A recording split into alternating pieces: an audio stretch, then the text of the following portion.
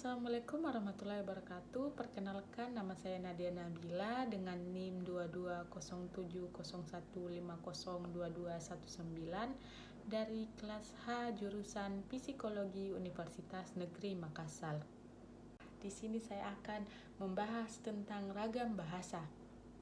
Ragam bahasa adalah variasi bahasa menurut pemakaian yang berbeda-beda dalam menentukan topik yang dibicarakan, menurut hubungan pembicara, kawan bicara, dan orang yang dibicarakan. Bahasa ditinjau dari segi pokok persoalan yang berhubungan dengan lingkungan yang dipilih dan dikuasai, bergantung pada luasnya pergaulan, pendidikan, profesi, kegemaran, pengalaman, dan lain sebagainya. Pemilihan ragam bahasa yang menyangkut pokok persoalan sering menyangkut hal pemilihan kata, ungkapan khusus, dan kalimat khusus. Sehingga hal ini memberikan kesan bahwa terdapat berbagai ragam bahasa yang berbeda satu sama lain bergantung pada pokok persoalannya. Ragam bahasa sastra ditinjau dari segi sarananya dan dibedakan menjadi ragam bahasa lisan dan ragam bahasa tulisan. Ragam bahasa lisan adalah bahan yang dihasilkan oleh alat ucap atau organ of speech sebagai unsur dasar. Dalam ragam bahasa lisan, kita berurusan dengan tata bahasa, kosakata, dan lafal. Dalam ragam bahasa lisan ini, pembicara dapat memanfaatkan tinggi rendah suara atau tekanan, gerak tangan atau isyarat untuk mengungkapkan ide. Ciri-ciri ragam lisan: yang pertama, memerlukan orang kedua atau teman bicara. Yang kedua, tergantung situasi, kondisi, ruang, dan waktu. Yang ketiga, tidak harus memperhatikan unsur gramatikal. Yang keempat, berlangsung cepat. Yang kelima, sering berlangsung tanpa alat bantu. Yang keenam, kesalahan dapat langsung dikoreksi. Dan yang ketujuh, dapat dibantu dengan gerak tubuh dan mimik wajah serta intonasi. Kelebihan ragam bahasa lisan: di dalam ragam lisan, unsur-unsur fungsi gramatikal seperti subjek, predikat, dan objek tidak selalu dinyatakan. Unsur-unsur itu kadang-kadang dapat ditinggalkan. Hal ini disebabkan oleh bahasa yang digunakan dapat dibantu oleh gerak, mimik, pandangan, anggukan, atau intonasi. Kelemahan ragam bahasa lisan: ragam lisan sangat terikat pada kondisi, situasi, ruang, dan waktu. Apa yang dibicarakan secara lisan di dalam sebuah ruang hanya akan berani dan berlaku untuk waktu itu saja.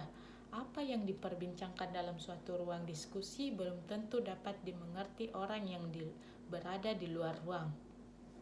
Ragam bahasa tulis atau tulisan: ragam bahasa tulis adalah bahasa yang dihasilkan dengan memanfaatkan tulisan.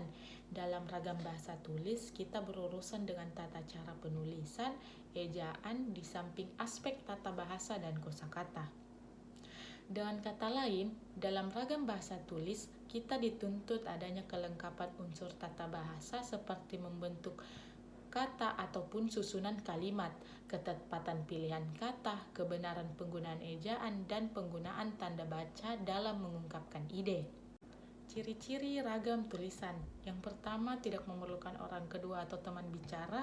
Yang kedua, tidak tergantung kondisi, situasi, ruang, serta waktu. Yang ketiga, harus memperhatikan unsur gramatikal.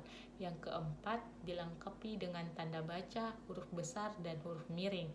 Yang kelima, tidak dapat dibantu dengan gerak tubuh dan mimik muka, hanya terbantu dengan tanda baca. Ragam bahasa lisan dan ragam bahasa tulisan terdiri pula atas ragam baku dan ragam tidak baku. Ragam baku adalah ragam yang dilembagakan dan diakui oleh sebagian besar warga masyarakat. Pemakaiannya sebagai bahasa resmi dan sebagai kerangka norma bahasa dalam penguasaannya. Ragam tidak baku adalah ragam yang tidak dilembagakan dan ditandai oleh ciri-ciri yang menyimpang dari norma ragam baku. Bahasa baku biasa dipergunakan dalam acara-acara tertentu yang lebih memikat dan resmi. Seperti yang pertama, komunikasi resmi, yaitu surat menyurat resmi, berita-berita dalam radio dan televisi, dan lain sebagainya. Yang kedua, wacana teknis seperti laporan kegiatan, usulan proyek, lamaran pekerjaan, karya ilmiah, dan lain sebagainya. Dan yang ketiga, pembicaraan di depan umum seperti pidato, ceramah, mengajar, rapat dinas, kuliah, dan lain sebagainya. Yang keempat, berbicara dengan orang yang dihormati, seperti berbicara dengan atasan, dengan orang tua, guru, dosen, pejabat, dan orang yang tidak dikenal. Tidak baku biasanya dipergunakan dalam acara-acara yang longgar atau tidak resmi, seperti yang pertama, surat menyurat antara suami istri, yang kedua bercakap-cakap dengan teman, yang ketiga tulisan untuk catatan pribadi, yang keempat berbicara ketika arisan dan perayaan ulang tahun, dan yang kelima ialah berdoa. Seperti yang sudah tertera di atas ini, contoh bahasa baku dan bahasa tidak baku. Mungkin hanya itu yang dapat saya bahas, kurang dan lebihnya mohon dimaafkan. Syukron, wassalamualaikum warahmatullahi wabarakatuh.